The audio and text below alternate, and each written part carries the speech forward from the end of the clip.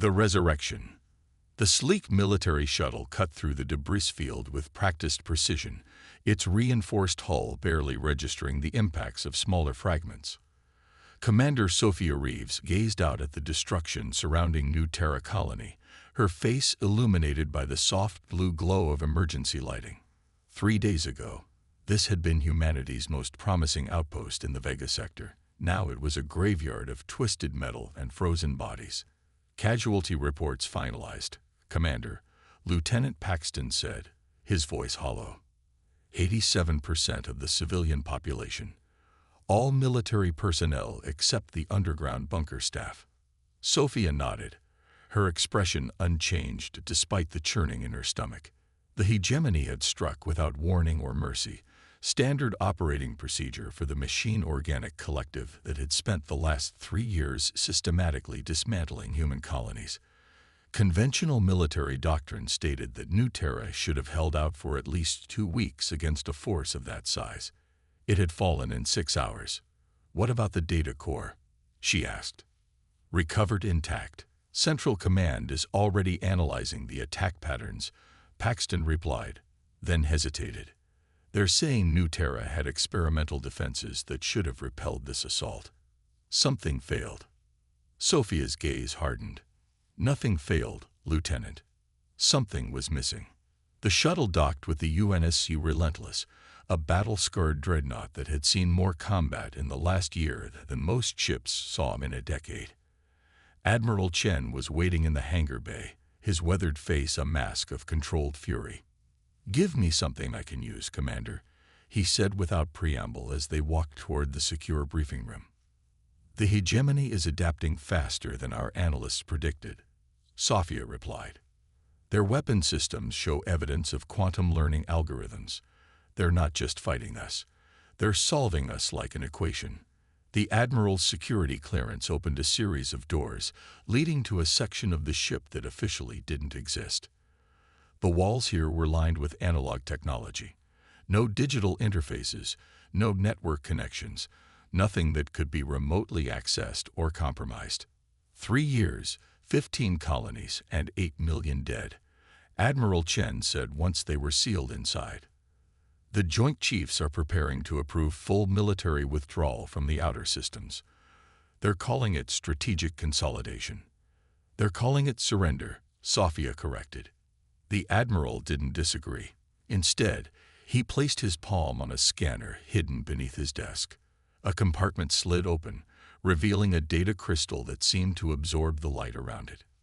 "What I'm about to show you doesn't exist in any official record," Chen said, inserting the crystal into a standalone terminal.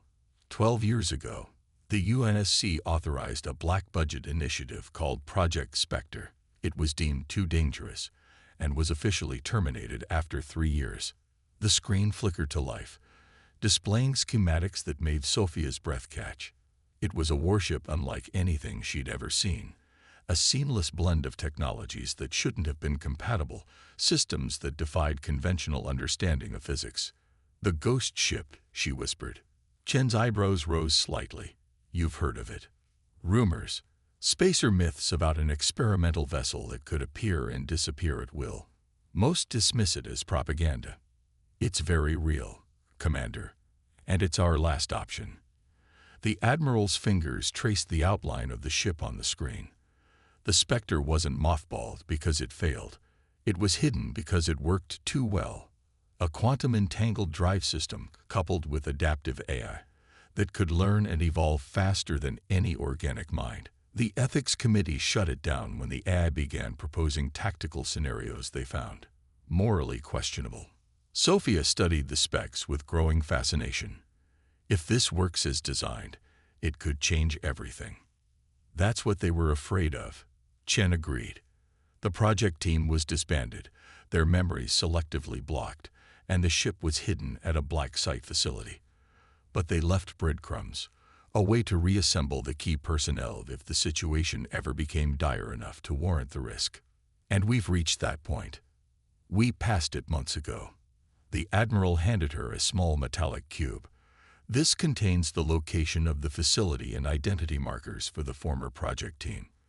I've authorized you to reactivate Project Spectre by any means necessary.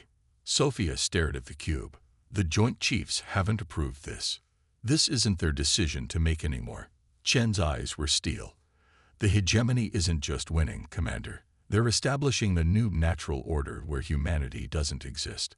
We're out of clever tactics and brave last stands. Now we need a miracle, or a monster. The 5 individuals gathered in the cramped transport shuttle couldn't have looked more different from each other. Dr. Ilara Voss, a neurological specialist whose fingers never stopped moving. Chief Engineer Marcus Way, whose cybernetic eye whirred softly as it constantly scanned and analyzed their surroundings. Security Officer Tarek Nassar, a mountain of a man whose genetic modifications were barely concealed beneath his civilian clothes.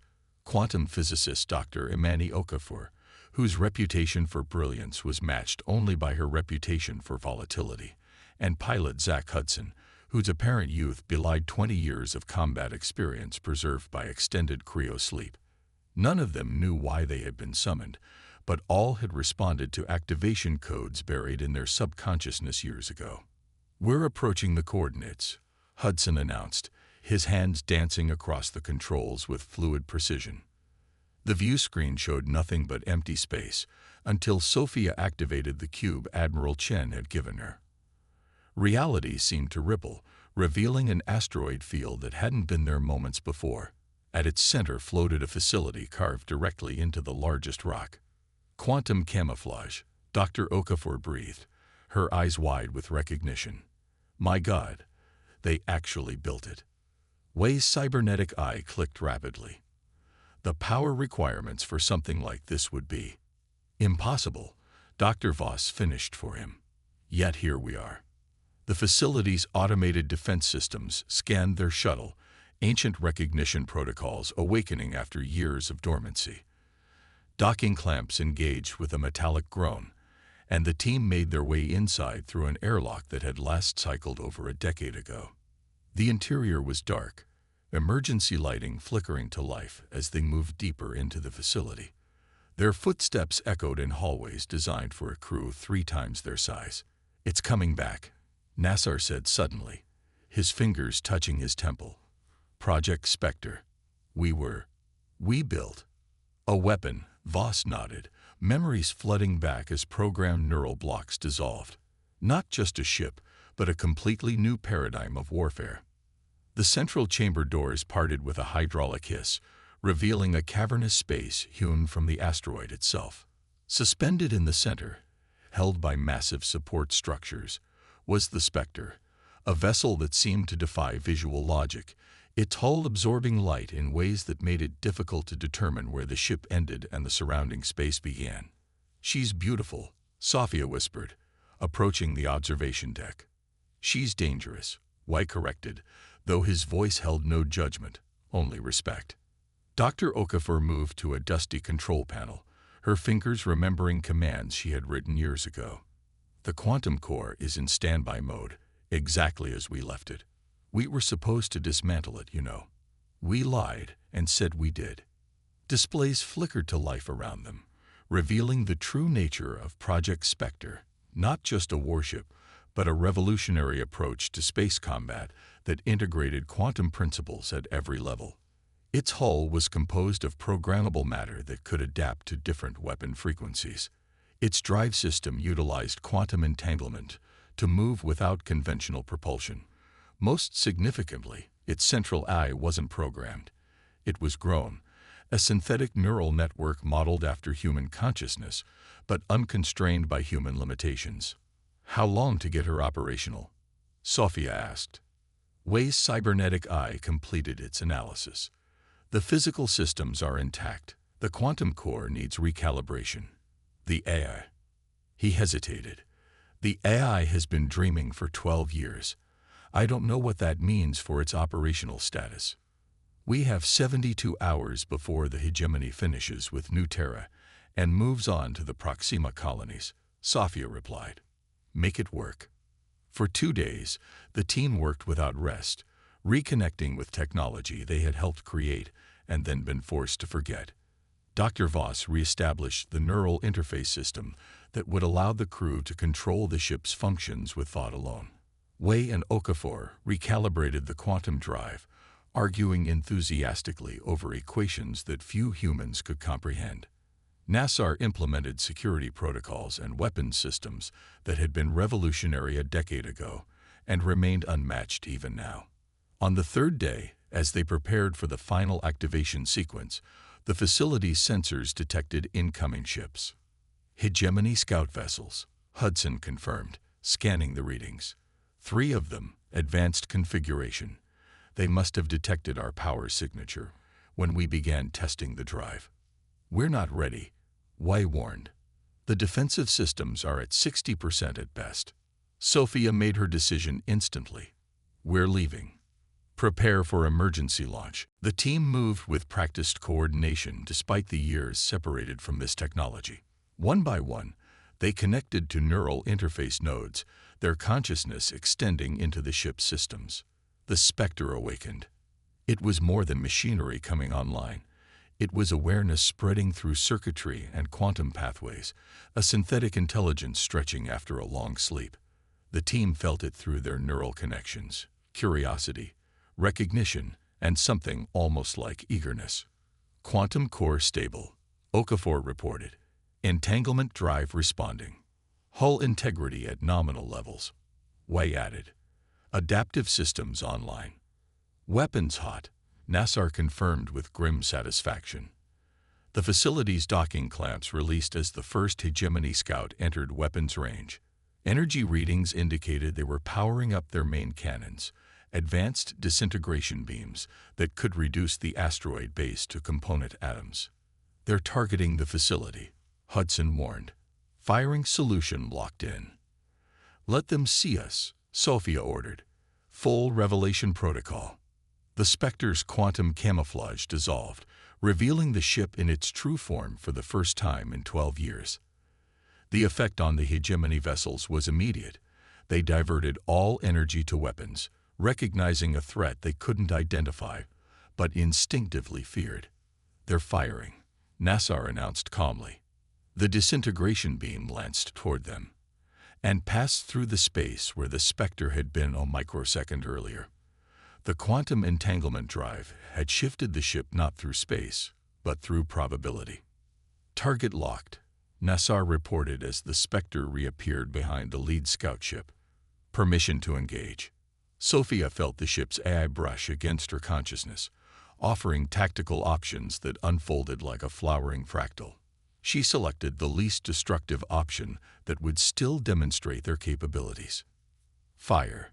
The Spectre's weapons weren't conventional energy weapons or projectiles.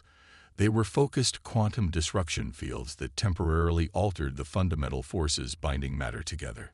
The scout ship didn't explode.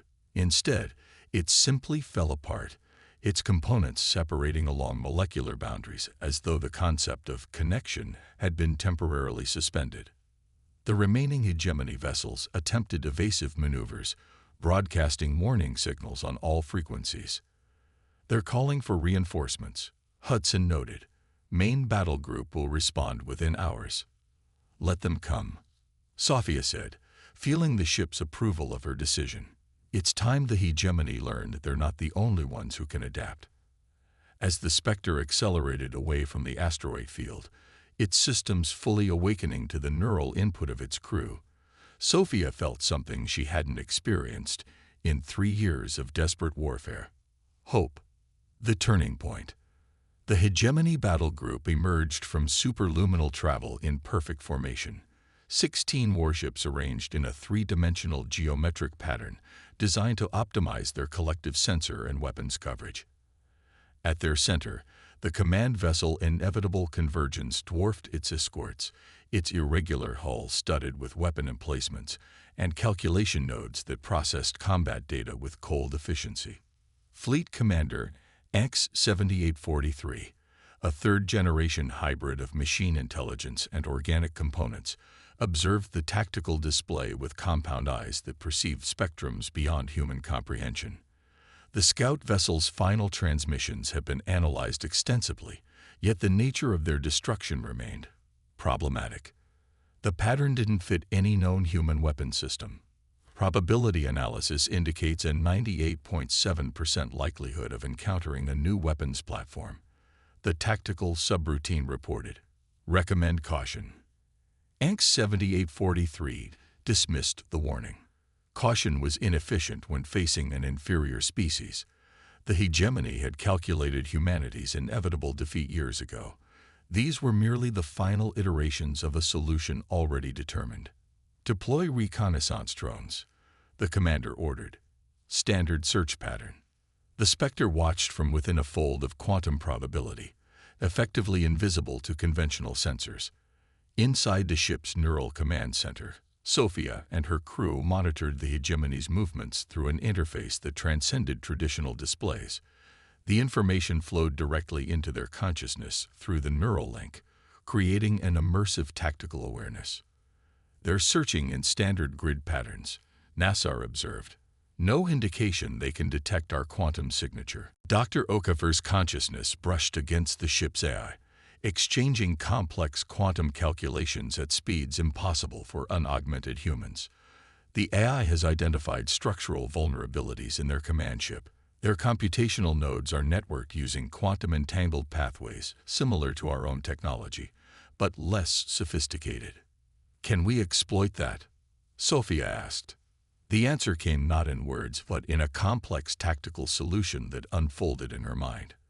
A series of precision strikes that would cascade through the hegemony's networked systems, creating a feedback loop of corrupted data. That's elegant, Wei acknowledged, his engineer's mind appreciating the mathematical beauty of the plan. And devastating, Voss added. Their organic components won't survive that level of system disruption. Sophia considered this. The plan would effectively destroy the entire battle group, thousands of the hybrid beings that made up the hegemony's military force. Despite everything they had done to human colonies, the scale of destruction gave her pause. The ship's AI sensed her hesitation and offered an alternative, a more surgical approach that would disable rather than destroy, demonstrating superior capability without wholesale slaughter. We're not here to annihilate them, Sophia decided. We're here to change the equation. Execute the precision variant.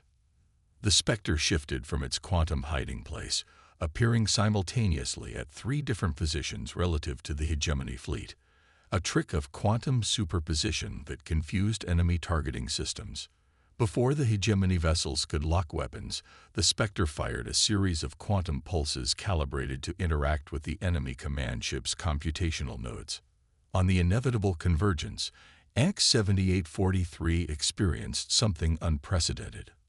Uncertainty.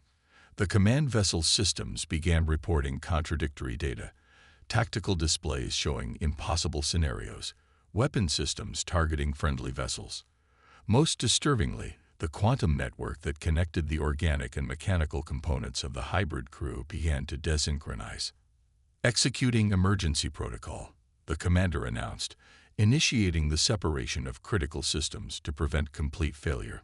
The Spectre pressed its advantage, executing a series of micro-jumps that placed it at the perfect angle to disable the propulsion systems of 3 escort vessels without destroying them. With each engagement, the ship's AI learned, adapting its tactics to counter the hegemony's responses with increasing efficiency. They're withdrawing, Hudson reported with disbelief as the remaining hegemony vessels initiated emergency jumps away from the battlefield. They actually retreated. They're regrouping, Sophia corrected. This was just the first engagement. They'll analyze what happened and adapt their approach. That's what they do. They've never encountered anything like us before, Wei pointed out. Their entire strategic doctrine is based on technological superiority. We just demonstrated that assumption is flawed. Dr. Okafor's expression was distant as she maintained deeper connection with the ship's systems. The AI is proposing our next move. It suggests we shouldn't wait for them to counterattack. We should take the initiative. Through their neural link, the crew saw the AI's proposal, not just a military strategy, but a diplomatic one. The data from New Terra revealed something the hegemony had been hiding. They weren't the only advanced species in this sector of space. There were others who had chosen neutrality or isolated resistance, all of whom had valuable intelligence about hegemony operations. The Mrurith Collective, Voss read from the star chart that materialized in their shared consciousness, an aquatic species with advanced biotechnology. They've maintained neutrality by providing medical supplies to both sides. And the cadets, Nassar added, focusing on a distant star system, rumored to have technology that shields their planet from hegemony sensors entirely. The mission evolved beyond a simple military operation. It became a diplomatic expedition to forge an alliance against a common enemy. The Spectre's quantum drive allowed them to reach these civilizations in days instead of weeks.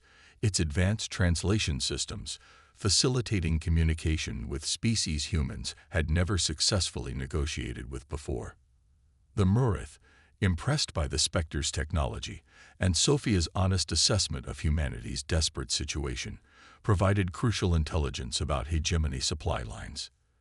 The cadets, initially suspicious, revealed the true nature of their shielding technology.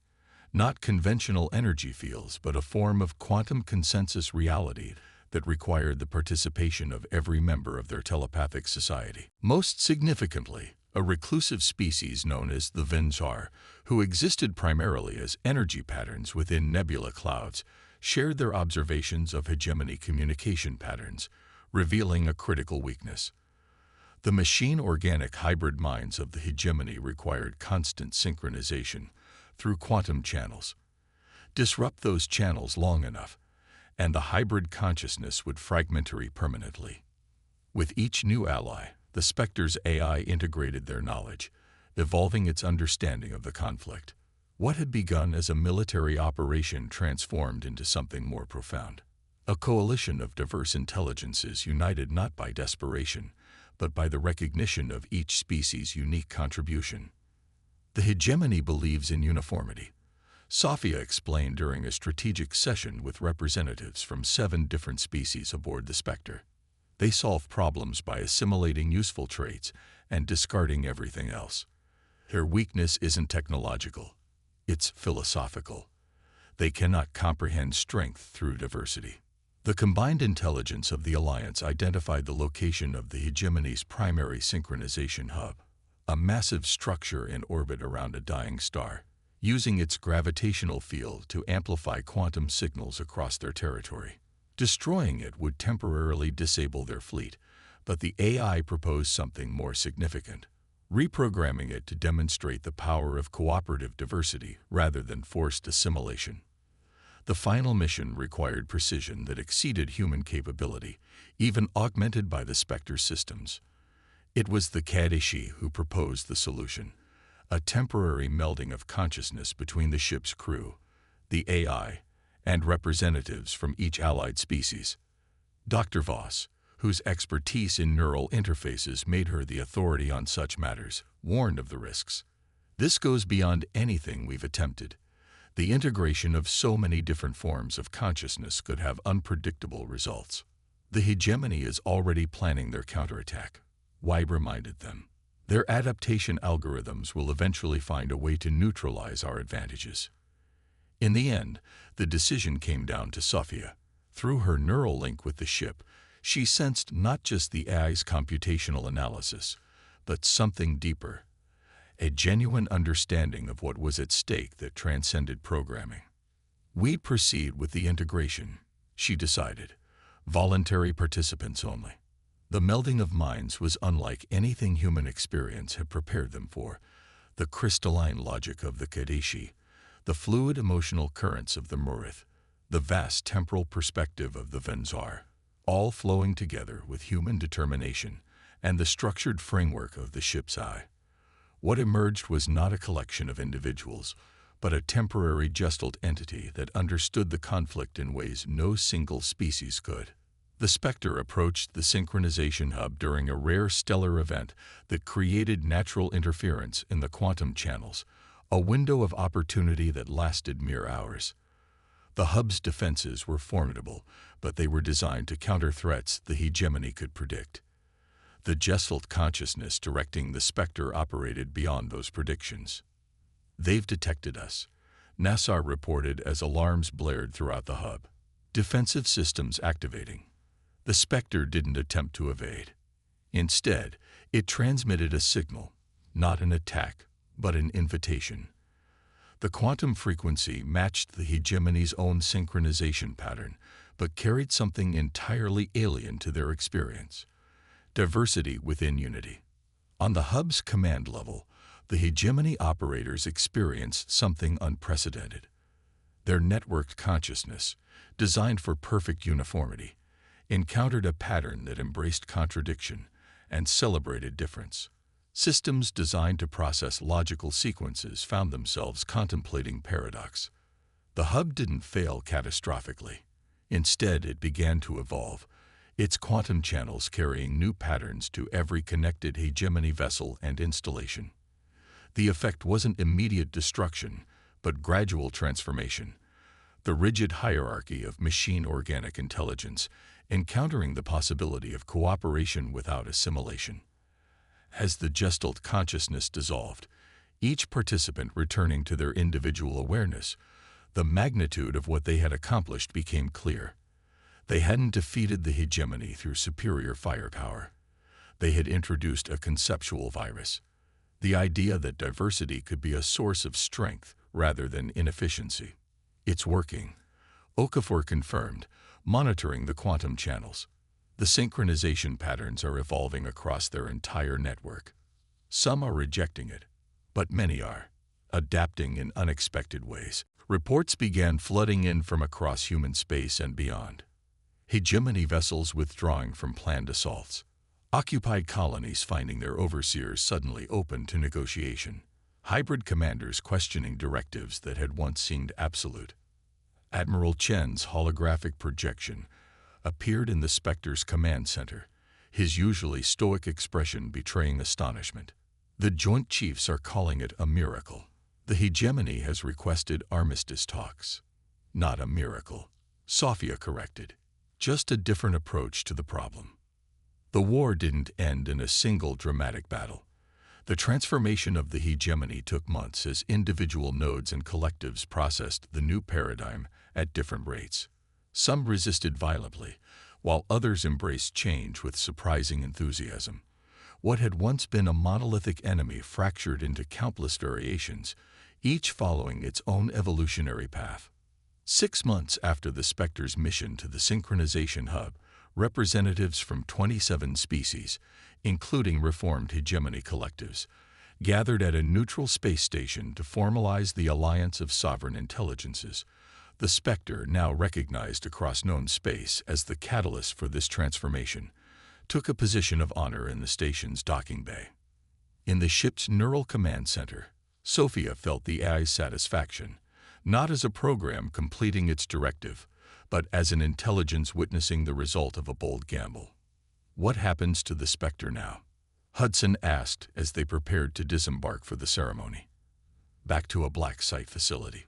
Sophia shook her head. "The Joint Chiefs wanted that. I convinced them otherwise. The ghost ship that no one believed existed until it changed the course of a war," Wei mused. "Seems like the kind of thing that should remain a legend." "Legends don't change," Sophia replied, her hand resting on the neural interface one last time. "The Spectre will evolve, just like everything else. Its next mission isn't combat. It's exploration. There are more intelligences out there, more perspectives we haven't encountered.